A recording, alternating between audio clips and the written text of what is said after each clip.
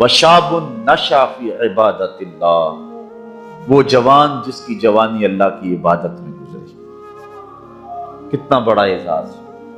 حضور نے فرمایا الشاب التائب حبیب اللہ، لوگوں سن لو، جو جوان جوانی میں توبہ کرے وہ اللہ کا حبیب ہے۔ اور ایک روایت میں آتا ہے 1000 بوڑھے کے توبہ کرنے سے اللہ کو ایک جوان کی توبہ زیادہ محبوب ہے۔ اور جب کوئی جوان جوانی میں توبہ کرتا ہے اللہ کا عرش بھی خوشی میں جھوم اٹھتا ہے۔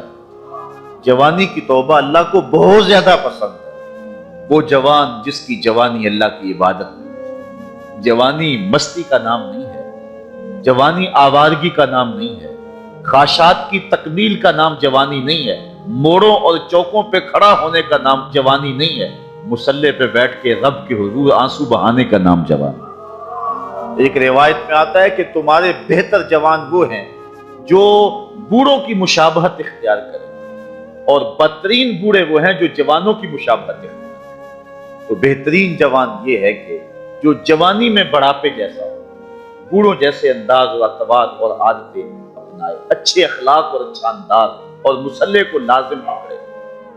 وشاب نشأ فی عبادت اللہ، وہ جوان جس کی جوانی اللہ کی عبادت میں شب و روز۔ میں نے کل بھی کہا تھا کہ بڑھاپے کے اندر نیک اعمال کرنا بہت بڑی بات ہے، بہت بڑی سعادت ہے کہ بڑھاپے کے اندر نیک اعمال کیے جائیں، لیکن عبادت کا جو لطف جوانی میں ہے وہ بڑھاپے میں نہیں ہے۔ اللہ اکبر!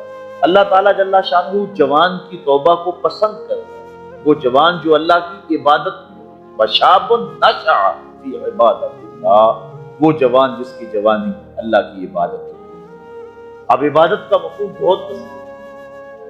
ویسے بہترین عبادت نماز، بہترین عبادت الصلاۃ، نماز، اور حضور نے اس کو اپنی آنکھوں کی ٹھنڈک قرار دیا۔ لیکن صرف عبادت کا مفہوم نماز تک نہیں، عبادت کا مفہوم بہت وسعت والا ہے۔ ساری زندگی اللہ کی رضا میں گزار دینا، اللہ کی مرضی کے مطابق زندگی گزار دینا، یہ عبادت ہے۔ اللہ! بعض نے کہا کہ بس اس کی رضا میں اپنے آپ کو گم کر دینا ہے۔ غلام کو عبد کہتے ہیں، اور عبد وہ ہوتا ہے جو اپنے آقا کی مرضی میں اپنی مرضی کو کرے۔ کوئی شخص کسی غلام کو خریدنے گیا نا منڈی میں، جب غلام بکتے تھے، فروخت ہوتے تھے، تو جا کے ایک غلام کو پسند آیا، تو اس نے جب اس کا سودا کیا تو غلام سے پوچھتا ہے تمہارا نام کیا ہے؟ تو غلام کہتا ہے میرا نام کوئی نہیں ہے، جو رکھیں گے وہی میرا نام ہوگا۔ جب غلام ہے تو پھر اس کی اپنی مرضی ختم ہے۔ تو ہم اللہ کے غلام ہیں، اللہ کے بندے ہیں، تو بندگی کا حق یہ ہے، اللہ اکبر، کہ ہم سر سے لے کر پاؤں تک اس کے ہو جائیں۔ تیرے ہندیاں سندیاں محبوبہ، میں کافر ہوں جب میں ہوں۔ اپنی ذات کو تو فنا کرنا ہے، اپنی ذات کو تو قربان کرنا ہے۔ وہ جوان جس کی جوانی کے حسین ایام، جس کی جوانی کے خوبصورت لمحے، جبکہ بانکپن تھا، جبکہ خواہشات کا ہجوم تھا، جبکہ تمنائیں اپنے عروج پہ تھیں، لیکن اس نے سب کچھ اپنے رب کے لیے قربان کر دیا۔ سحری کے وقت اٹھ کے مصلی بچھایا اور آنسو بہائے، اور اللہ کی حضور عبادت کرتے ہوئے اپنی رات کو بسر کیا۔ ایک روایت کہتا ہے جو دن کا روزہ اور رات کی عبادت نہیں کرتا اس کو ایمان کی حلاوت ہی نصیب نہیں۔ ایمان کی ایک حلاوت ہے، ایمان کی ایک مٹھاس ہے، ایمان کا ایک مزہ ہے، ایک سرور ہے۔ وہ کس کو نصیب ہوگا؟